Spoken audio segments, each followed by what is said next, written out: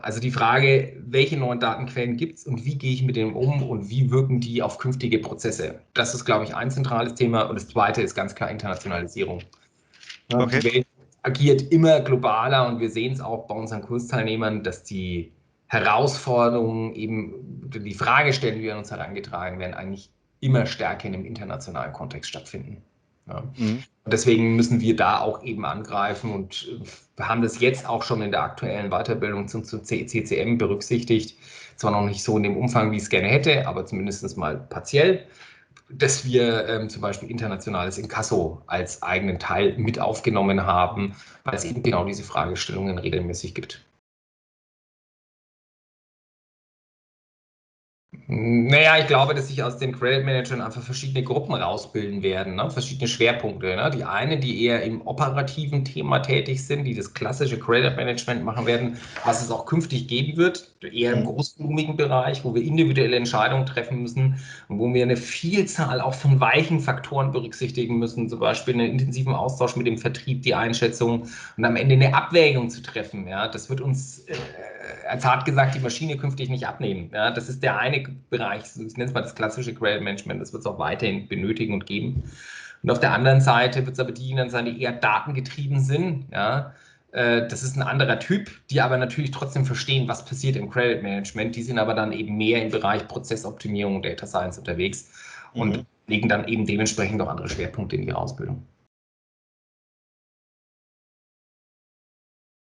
Naja, also wir machen das tatsächlich schrittweise. Jetzt der erste große Schritt für uns war, und es war ein wichtiger Schritt, die Ausbildung auch vollständig online umzusetzen. Damit haben wir jetzt angefangen. Die Ausbildung jetzt zum Certified Credit Manager ist jetzt letztes Wochenende gestartet oder letzten Freitag gestartet, die zu 100% online erfolgt. Und die ersten Erfahrungen sind sehr, sehr positiv. Also ich selbst habe eine Lehrveranstaltung in dem Rahmen am Samstag gehalten und das lief sehr, sehr gut.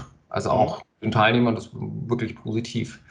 Und wir haben auch die Inhalte schon umgestellt, aber tendenziell ist es so, dass wir natürlich in einer sehr, sehr dynamischen Zeit leben und eigentlich uns in jedem Durchlauf fragen müssen, sind wir denn noch aktuell, müssen wir Anpassungen vornehmen? Und die Anpassungen werden kommen, also wir haben schon sehr viel angepasst, aber ich gehe fest davon aus, dass wir gerade dieses Thema, nennen wir es mal Data Science, und Internationalisierung wird also in den folgenden Jahrgängen noch deutlich mehr an Gewicht gewinnen. Könnte man mal fragen, aber ich habe schon rausgehört, dass das nicht der Fall sein wird. Nein, wird es nicht. Also ich habe es mal geschrieben, nein, das denke ich nicht. Glaube ich auch, weil also im kleinteiligen Geschäft, wenn wir halt mehr Automatisierung haben, ja, aber es muss ja auch jemand geben, der diese Automatisierung ermöglicht. Und zwar, das ist ja nicht nur, vor allem nicht nur Programmieren, sondern es ist vor allem fachliche Logik dahinter. Ja. Dafür für die Konzeption und Optimierung brauche ich sie. Und wie gesagt, auch künftig brauche ich die Kommunikationsfähigkeit und die Erfahrung eines Credit Managers. Und die ist einfach nur schwer ersetzbar. Also die ist maschinell meiner Meinung nach auch nicht ersetzbar. Und deswegen sehe ich da überhaupt keinen Grund. Ja. Und wenn man sich jetzt gesamtwirtschaftlich, also dass jetzt Angst haben müssen, wenn man sich gerade die gesamtwirtschaftliche Entwicklung anschaut, dann gewinnt das Credit Management zunehmend an Bedeutung. Also es wird immer wichtiger gerade. Also ganz im Gegenteil. Also im Moment ist es eher, glaube ich, geschickt, sich auf den Bereich zu fokussieren, weil die Nachfrage nach Credit Managern einfach aufgrund gerade der gesamtwirtschaftlichen Lage anziehen wird. Genau. Also wir steuern, auch wenn es uns die Bundesregierung ein bisschen anders verkaufen will, glaube ich, in eine massive Rezession rein. Und aufgrund der jetzt geänderten, also beziehungsweise der Förderpolitik der Bundesregierung und auch geänderten Insolvenzrichtlinien oder temporär ausgesetzten Insolvenzantragsgründen züchten wir tatsächlich diese wohlbekannten Zombie-Unternehmen, ne? Also Unternehmen, die eigentlich schon längst hätten Insolvenz anmelden müssen, aber jetzt eben aufgrund oder künstlich am Leben gehalten werden oder eben nicht anmelden müssen, weil die Vorschriften anders geändert wurden und die werden mit Sicherheit den einen oder anderen mit in den Abgrund reißen und da ist es gerade Aufgabe des Credit Managers, das zu verhindern. Ja? Das ist der Schutzwall, der zu installieren ist zwischen den gesunden Unternehmen und denjenigen, die es halt nicht mehr schaffen. Ja? Und diejenigen, die es nicht mehr schaffen, die sind halt aufgrund jetzt der dargestellten Problematik einfach schwer zu erkennen. Okay. Und da liegt die Herausforderung für den Credit Manager. Das ist aber auch das, was er leisten kann, was er leisten können sollte. Ich glaube, das Credit Manager, das gilt aber natürlich auch für viele Berufszweige, vor allem Integrität, Seriosität und auch einen gewissen Grad an Geradlinigkeit an den Tag legen muss. Ja, das ist und gerade ja tatsächlich auch das Thema Kommunikationsfähigkeit, weil er natürlich in die Organisation rein kommunizieren muss, aber er muss natürlich auch mit seinen Kunden bzw. mit den Lieferanten kommunizieren und auch in Krisensituationen kommunizieren können. Ne? Wenn ich also eine Inkasso-Problematik habe, dann bedarf das eben schon auf der einen Seite einer gewissen Empathie im Umgang, aber auf andererseits natürlich auch einer gewissen Geradlinigkeit. Und das ist schon nicht einfach. Und da muss man schon auch der Typ dafür sein. Ja. Wie gesagt, also auch da, das knüpft natürlich an die vorherigen Antworten an. Alles im kleinteiligen Bereich wird man einfach aufgrund beschränkter Margen natürlich versuchen, maximal zu automatisieren. Deswegen wird da perspektivisch mehr im Bereich der Konzeption und Optimierung Personal benötigt. Ja.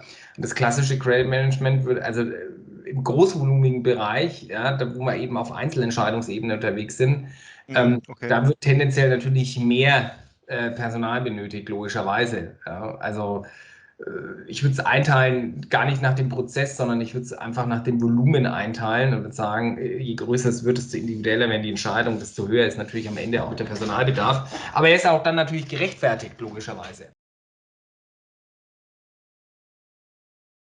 Kommt total aufs Unternehmen drauf an. Ne? Für den einen ist es über 1.000 Euro großvolumig und für den anderen ab 1 Million. Also das hängt halt extremst von der Unternehmensgröße ab. Ne? Aber tendenziell, wie gesagt, will man natürlich alles, in Anführungszeichen, das ganze Kleinvieh, ne? Das möchte man möglichst wegautomatisieren. Ja? Das wird ja heute auch größtenteils schon. Ja? Aber da geht schon noch echt deutlich mehr. Man muss sich natürlich überlegen, welche Branchen sind im Moment gesamtwirtschaftlich natürlich in einem problematischen Kontext. Also ich meine, wir befinden uns halt einfach in einer absoluten Sondersituation, das muss man ehrlicherweise halt auch sagen. Die Frage ist, wie lange hält die halt noch an? Ja? Und in diesen Branchen ist natürlich ein vernünftiges Credit Management unablässig, beziehungsweise in den Branchen, die die kritischen Branchen wiederum beliefern. Ja. Eigentlich müsste man sich anschauen, welche Branche ist kritisch. Also nehmen wir jetzt zum Beispiel dieses Thema Hotel- und Gaststätten. Die haben einfach ein Problem. Und jetzt müsst ihr mir die Frage stellen, welche Branchen sind denn indirekt dadurch betroffen? Ja, also sind es jetzt zum Beispiel nehmen wir es jetzt mal an, wer hatte noch ein Problem? Die Brauereien. Ja, die haben momentan echt Schwierigkeiten. Ja. Als nicht direkt, aber indirekt betroffene Branche. Ja. Und da ist es natürlich interessant, weil die brauchen eigentlich ein gutes Credit Management, weil die rausselektieren müssen, wen beliefern wir denn mit zu welchen Konditionen wiederum weiter. Oder liefern wir nur auf Vorkasse und so weiter. Da wird es spannend. Ja, also eigentlich sind es spannend sind die Branchen, die indirekt betroffen sind. Weil die müssen die Entscheidung treffen. Nicht die direkt betroffene Branche. Also jetzt nehmen Sie zum Beispiel Reise, ne, nehmen Sie, da würde ich sagen, sind es gar nicht die Airlines an sich, sondern wo es halt interessant wird, sind zum Beispiel die Zulieferer für Flugzeugteile. Ja, da wird es wiederum spannend.